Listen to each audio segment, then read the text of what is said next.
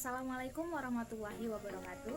Hello, my name is Aliana Din Azahra and my ID number 1807050 and 33. So everyone, in this video, I wanted to tell you about the 7 aspects of cross culture between Indonesia and Egypt. So let's start. The first is role and status. So for Indonesia or we call Republic of Indonesia is located in Southeast Asia and Oceania between Indian and Pacific Ocean. Indonesia is very familiar as an archipelago country, and then Indonesia has an important role too in the world because Indonesia has so many wonderful destinations and then cultural building. Even one of the cultural building in Indonesia once as a 7 wonders world in the world, and there is a Candi Borobudur or Borobudur temple. So for Egypt or the Arab Republic of Egypt is located in northeastern of Africa, and then Egypt is also playing an important role too in the world because of their wonderful destination. And I think the wonderful destination like pyramid, and then tourism is also an important source of the Egyptian national income. The second aspect is about decision and making. For Indonesia, the role of parent is very important. I think because we should have permission to our parents before we get married, and then after we get married we can make our decision by ourselves. But some parents in Indonesia not to force their children to follow them.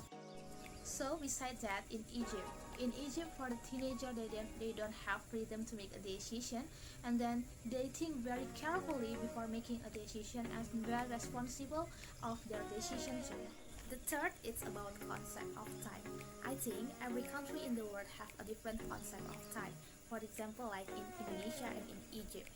In Indonesia, we usually care about the time, especially for our health. And then, for example, like if we have breakfast at 8 a.m., we have lunch at 1 p.m., we have dinner at 8 p.m., and for the children should sleep at 9 p.m. But in Egypt have very differences of concept of time because they don't care of time so much. They always be late. For example, like they have dinner at 1 p.m. or 2 p.m. Even my Egyptian friends said that if we have dinner at 11, it's so early. And the other example is for the market. They open the market in the afternoon, not in. And the fourth about cultural context. Between Indonesia and Egypt, I think almost same. For Indonesia, we always use the polite and funny expression. For example, like when we meet old people, we always polite, like shake hand or greetings, and with our friends, we usually use the funny expression. In Egypt, I think almost same with Indonesia because they use the polite and funny expression too. For example, like they use the polite expression for the old people, like give shake hand or kiss forehead each other, and then for teenager they usually use the funny expression for kidding on you. So the fifth aspect is about social behavior. I think both of the country have a different social behavior. For Indonesia has so many traffic signs in every road, in every city, and it makes crowded. But in Indonesia, so many public places like toilet and marks, so we don't worry to traveling to another place. In Egypt, not all the streets have the traffic sign and zebra cross. There are a few public toilets too, but in every road you can find water dispenser. You can drink water. The sixth aspect is about ethic behavior. We know that Indonesian people are so friendly.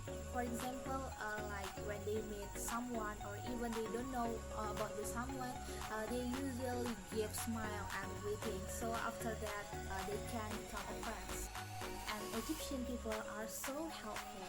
For example, like when someone sitting in the bus transportation, and then the old man come and the guy or the girl will stand up to let him having rest, and then they know how to appreciate well too. And the last aspect or the 7 aspects is cultural industrial difference.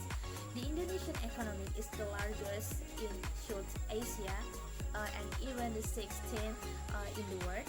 And the major industrial of Indonesia like textile industry, natural gas, apparel, Hollywood, and chemical petroleum. In Egypt, I think almost same with Indonesia about the industry.